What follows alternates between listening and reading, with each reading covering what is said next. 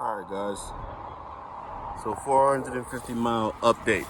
I'm not going to do a review yet because I want to do it the right way and I'm waiting on some things to happen for me. So, number one thing is I lost my GoPro. I don't know where it's at. It's not stolen, I just don't know where it's at. But anyway, here she is. She's in good shape. She's beautiful, guys. If you've been wondering and, trying to figure out where in the hell updated videos on it. I've been riding the hell out of her though. It's just I don't have any footage of me doing it because, yeah, GoPro.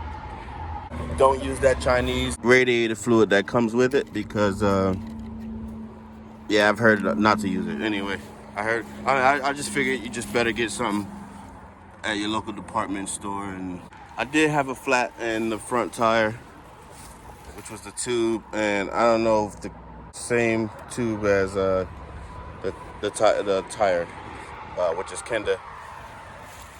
Other than that, I haven't had any issues with this thing as far as like mechanical wise. Nothing. The only thing I did was break my other fork guard. Put a bad paint job on. I do recommend trying to get a better air filter for it because the one that comes with it is pretty much crap. Everything else seems to be holding up, even though this thing gets a beating from the chain being loose all the time. It's holding up pretty well. I'm at about 5 oil changes now.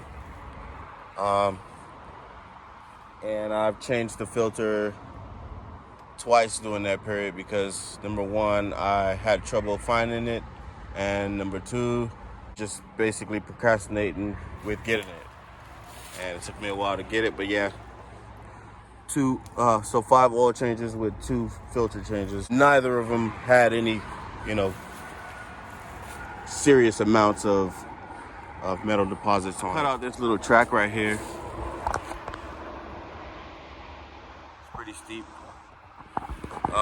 For Florida, that is. Goes around, comes out through the other side right there. The suspension was kind of soft when I got it, and that was probably due to shipping, of course. So I did get a little harder on the front and the rear. So you might want to do that when you get her. I would basically definitely keep this padding that comes with it. It's there for a reason. They send it like that because they know it's going to scratch up the swing arm. So just keep it on there. It looks stupid, but yeah, there you go. You got a Chinese bike.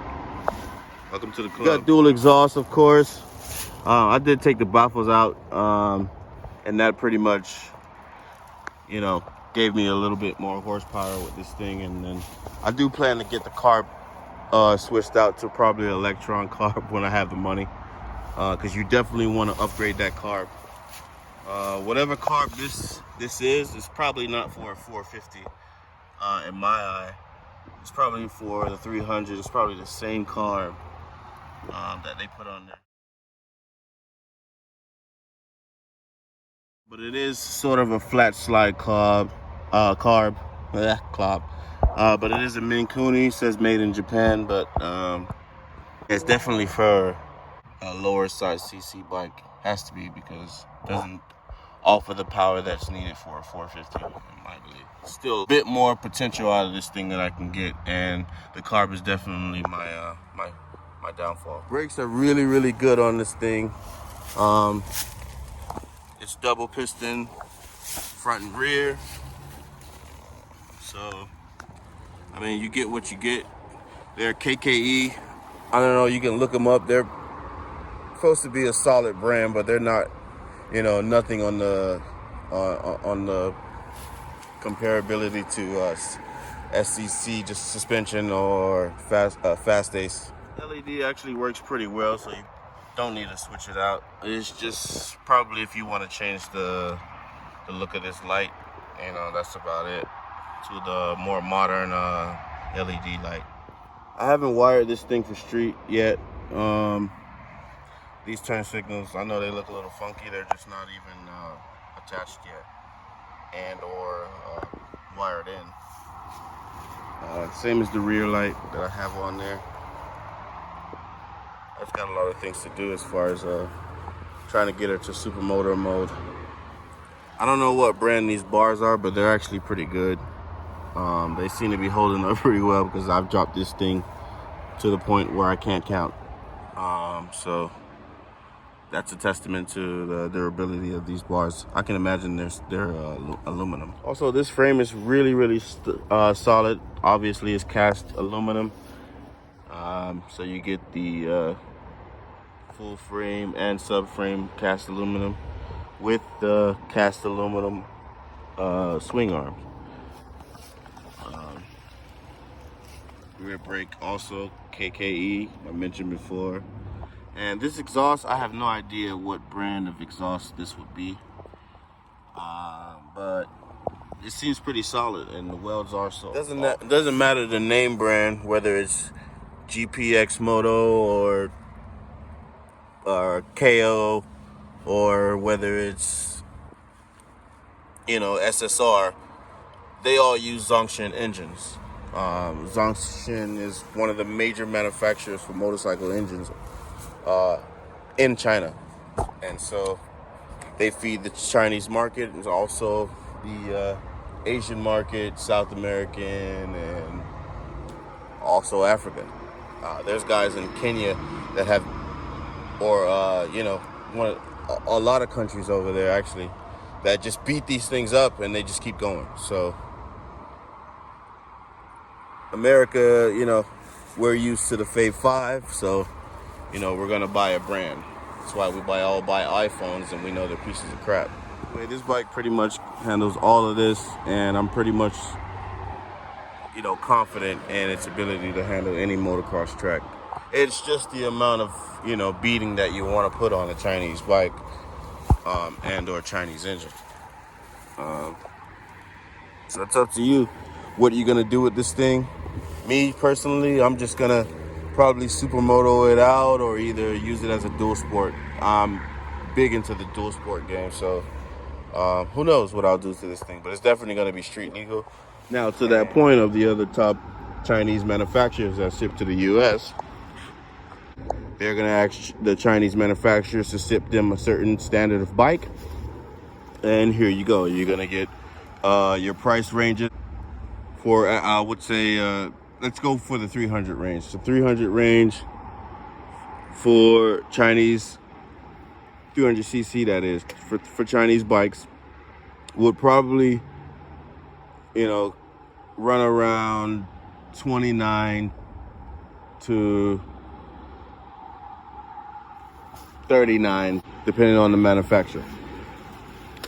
You're gonna get a certain type of suspension, a certain type of brake system, a certain type of frame, the exhaust to the water cooling system, which is the radiator. It's all going to be different, and it's all going to be based on that company's specs. GPX Moto is basically an American brand that branded their bikes from using Chinese manufacturers, basically. And same with Kayo. They're actually a Chinese company, but they ship to the US. And in the case of SSR, they're another US company that got their bikes from China and basically branded it. So this is what you get. EGL has done the same thing. They're a Chinese-based company, but they ship to the US. They don't have a dealer that basically promotes and deals with their bikes alone. EGL first started making ATVs, and they did pretty well in Asia and South America. And then they started releasing their dirt bikes. For top speed, I've gotten it up to 80 miles an hour riding with someone beside me. Didn't have a speedometer then, I just got the bike. Not gonna try that again, obviously. That's not a good idea on these tires. And so with the speedometer, it's about 71 miles an hour. She pretty much cranks up every time.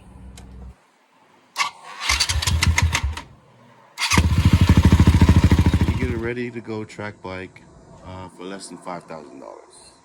Brand new. It comes with certain features like a starter and a battery that you can basically install other features on it or accessories to your liking. It comes with a 1.7 gallon tank. KK suspension, dual exhaust obviously. Displacement is listed at 448 cc respectively. Front and rear disc brakes, dual pistons. It's not an O-ring chain, but you might want to change that out when you get it. Certain things you want to swap out. Number one being the carb. Pretty much satisfied with the gearing for now because I usually use it for trails, and it's pretty good on the trails and pretty much easy to find neutral. And definitely after the break-in period, I did have a little trouble finding it when I first got the bike, but after about 100 miles or so, it was all gone. Gear shifting is pretty smooth, especially when the bike is warm. So if you're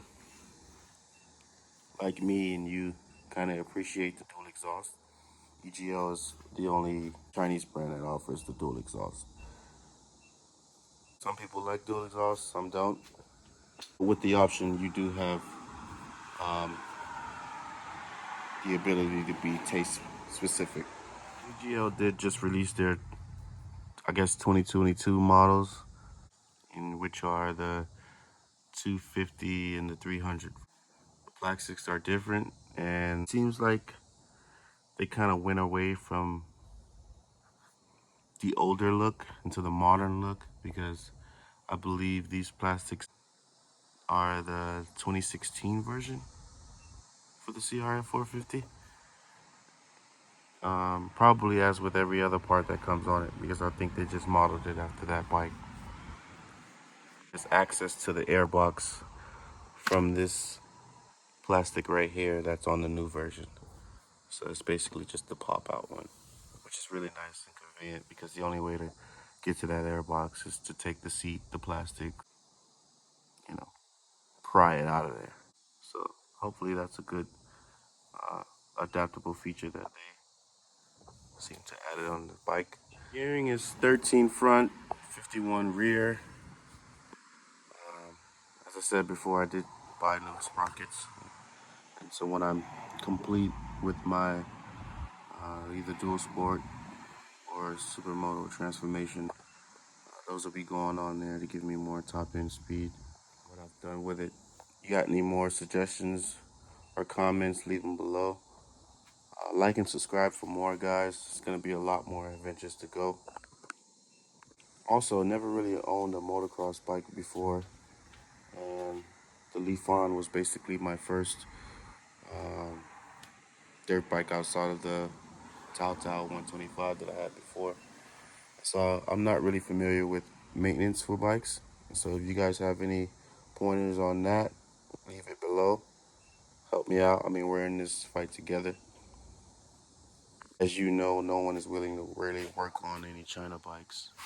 Um, I basically had to lie and say that it was a CRF 450 rim, so that way they can change my tire because they just refuse to work on China bikes, even for rims. So just keep that in mind. I'm sorry, or for tire changes. Seat is pretty comfortable. It does have a little arch in the middle. But other than that, the foam is pretty good inside. I've never had any issues as far as riding for a long period of time. When it becomes street legal, that's going to be another test. If you are in the market for a half-price motocross bike and you stumbled upon a Chinese bike that you like, just note that you're going to have to basically do all the maintenance yourself. So if you're not handy, you better get acclimated because it's going to be you and only you mostly working on this bike, unless you got a buddy who knows a little bit about motorcycles and he wants to touch this thing.